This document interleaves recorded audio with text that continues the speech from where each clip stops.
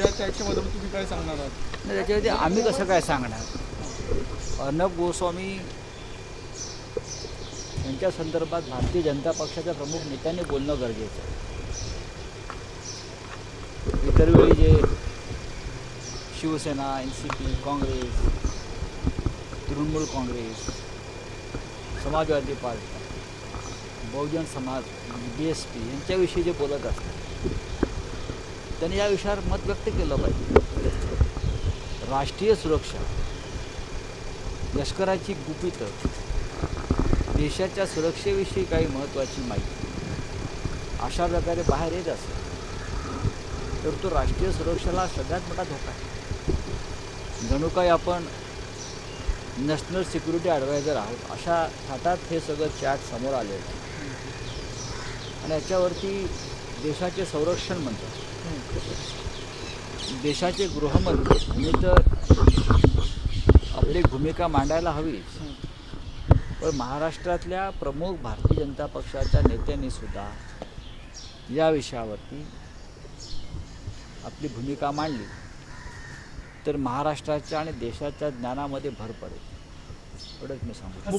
मुख्यमंत्री आणि शरद पवार दिल्लीचे जे शेतकरी आंदोलक आहेत त्यांच्या समर्थनार्थ रस्त्यावर उतरणार आहेत. महाराष्ट्रामध्ये हे आंदोलन कधी केलं जाणार आहे? तुम्ही त्यामध्ये स्वतः सहभागी असणार आहे का? ही माझ्याकडे त्या संदर्भात माहिती नाही. ओके, माझ्याकडे माहिती नाही, मी बोलणार. पश्चिम बंगाल आम्ही सगळे शेतकऱ्यांच्या बाजूने आहोत. शेतकऱ्यांच्या प्रश्नावरती आम्ही एक आहोत. नक्की शरद पवार हे या देशातले सगळ्यात मोठे नेते आहेत, शेतकऱ्यांचे नेते आहेत, शेती विषयातले एक प्रमुख जाणकार आहेत. या सगळ्या विषयात सरकारनं शरद पवार यांचं मत समजून घेतलं असतं तर कदाचित हा प्रश्न जास्त चिघळला नसता. पश्चिम बंगालमध्ये कार्रवाई होनी चाहिए या फिर कार्रवाई होगी?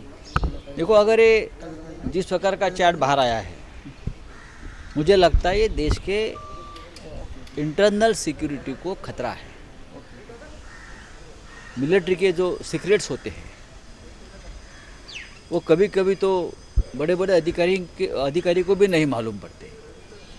ये सीक्रेट्स इस तरह से अगर बाहर आते हैं, अगर ये कोई मिलिट्री या डिफेंस का कोई एक जवान होता है, उसके पास कोई मैप भी मिलता है, कोई कागज़ मिलता है, तो उसको पकड़कर उसका कोर्ट मार्शल होता है.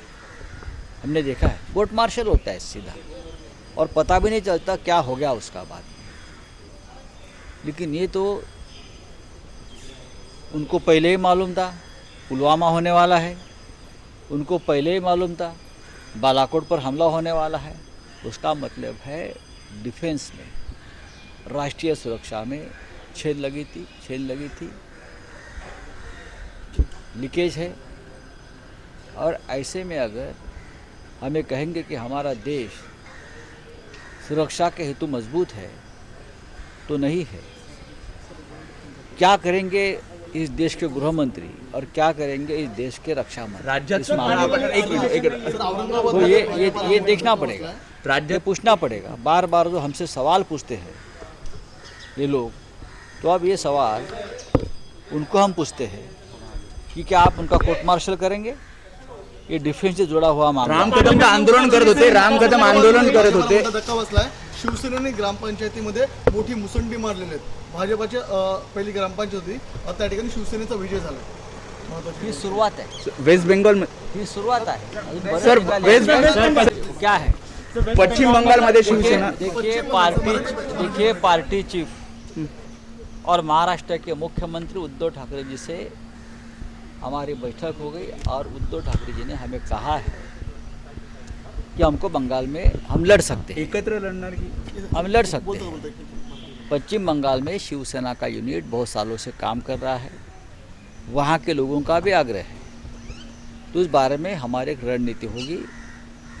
पार्टी के और भी नेता हमारे साथ पश्चिम बंगाल जाएंगे, थोड़ा सा उनका रिसर्च करेंगे. वहाँ के लोगों को यहाँ बुलाया है और उद्धव जी जो पार्टी के प्रमुख हैं और राज्य के मुख्यमंत्री हैं, उनका मार्गदर्शन हमें इस बारे में मिल रहा है. तो तो ये एक शुरुआत है। उद्धव जी ने कहा है कि आप जाकर देखिए कि हम वहाँ किस प्रकार से चुनाव लड़ सकते हैं। दूसरी बात, हम किसी को हराने या मदद करने के लिए पश्चिम बंगाल में नहीं जा रहे, हम हमारे पार्टी का विस्तार करने के लिए जा रहे हैं।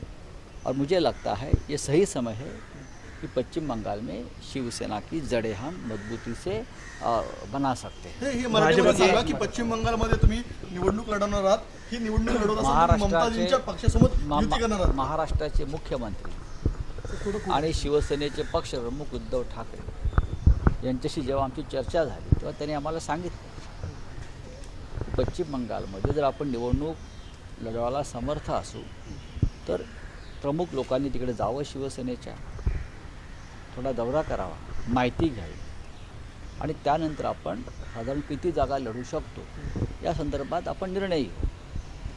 प्रश्न असा आहे की पश्चिम बंगालमध्ये शिवसेनेचं जे आमचे प्रदेश पाहणारे लोक आहेत तिकडले ते अनेक वर्ष काम करतात. त्यांची इच्छा आहे की आता आपण निवडणूक लढायला हवी. तिकडे जे धमाशान सुरू आहे त्याच्यात आमचा काय संबंध नाही. आम्ही कोणाला मदत करायला किंवा कोणाला हरवायला जात नसू. पक्षाचा विस्तार या राज्याबाहेर व्हावा यासाठी ही निवडणूक आमच्यासाठी किती फलदायी आहे हे आम्ही पाहू. पश्चिम बंगालमध्ये सध्या हिंदुत्वाचे वारे वाहत आहेत, राष्ट्रवादाचे वारे वाहत आहेत आणि शिवसेना हा एक पर्याय होऊ शकतो. ज्यांना इकडे किंवा तिकडे दोन्ही ठिकाणी जायचं नाही, जे तटस्थ आहे आणि आमचं हिंदुत्व हे अख्ख्या देशामध्ये लोकप्रिय आहे. भाजपचे वोट डिवाइड होतील यासाठी शिवसेना लढती असं म्हटलं जातं. नाही, हे या गोष्टीवरती आमचा विश्वास नाही.